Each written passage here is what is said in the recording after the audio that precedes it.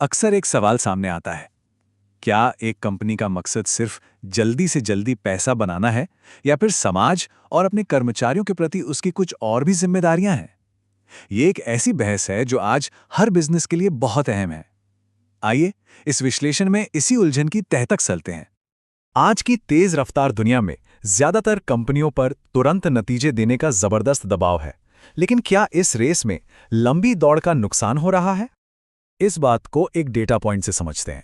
हाल ही में मैकिन्जी का एक सर्वे हुआ और उसमें 87% सी सूट अधिकारियों ने यह माना कि उन पे सिर्फ 2 साल के अंदर अंदर शानदार वित्तीय नतीजे देने का भारी दबाव है। और इस दबाव का, इस प्रेशर का एक नाम है, इसे कहते हैं शॉर्ट टर्मिज्म, यानी बस अभी के तत्काल परिणामों पर फोकस करना। और इस चक्कर में अक्सर लंबी अवधि की रणनीति नजरअंदाज हो जाती है। यही सोच कंपनियों की नींव को धीरे धीरे कमजोर कर सकती है। अब ये देखिए, ये डेटा कमाल का है। 1960 में निवेशक औसतन 8 साल से भी ज्यादा समय के लिए स्टॉक अपने पास रखते थे, और आज 2 साल से भी कम।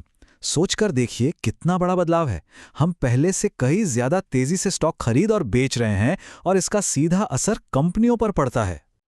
तो इस पूरी कहानी में आखिर खिलाड़ी कौन है? इसके लिए हमें निवेशकों को समझना होगा। और हां, सारे निवेशक एक जैसे बिल्कुल नहीं होते। उनके काम करने का तरीका ही पूरा खेल बदल देता है। यहां एक बहुत ही दिलचस्प कॉन्सेप्ट है।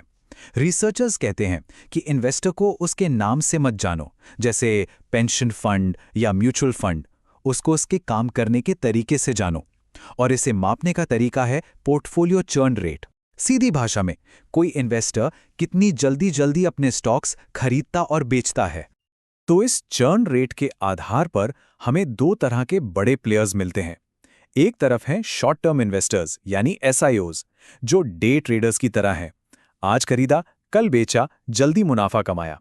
दूसरी तरफ है लॉन्ग टर्म इन्वेस्टर्स यानी एलआईओज, जो एक माली की तरह हैं। वो एक बीज बोते हैं और उसे एक बड़ा पेड़ बनने तक का समय देते हैं। अच्छा, तो अब आते हैं इस विश्लेषण के सबसे अहम सवाल पर। ये 2 अलग अलग सोच वाले निवेशक, डे ट्रेडर्स और माली, ये किसी कंपनी के सामाजिक जिम्मेदारी लेने के फैसले को कैसे प्रभावित करते हैं? चलिए, इस चीज को समझने के लिए कंपनी के काम को एक रिपोर्ट कार्ड की तरह देखते हैं, जिसे हम कहते हैं कॉर्पोरेट सोशल रिस्पॉन्सिबिलिटी यानी सीएसआर।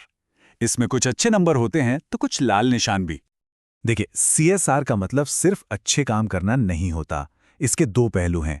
एक तरफ है ताकतें, यानी कंपनी जो सक्रिय रूप से अच्छे काम कर रही है, और दूसरी तरफ है चिंताएं, यानी कंपनी से जुड़ी नकारात्मक बातें, जैसे प्रदूषण या कोई विवाद।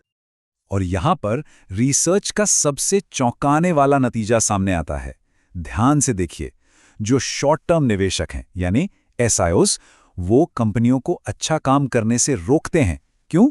क्योंकि उसमें पैसा और समय लगता है और उन्हें तुरंत रिटर्न चाहिए। वहीं जो लॉन्ग टर्म निवेशक हैं यानी एलआईओज, वो कंपनी की नकारात्मक चीजों को कम करने पर जोर देते हैं, ताकि लंबे समय में कंपनी की साख बनी रहे। और इसका असर कहां पड़ता है, ये भी देखिए। एसआईओज सबसे ज्यादा दबाव डालते हैं कर्मचारी संबंधों पर खर्च कम करने के लिए।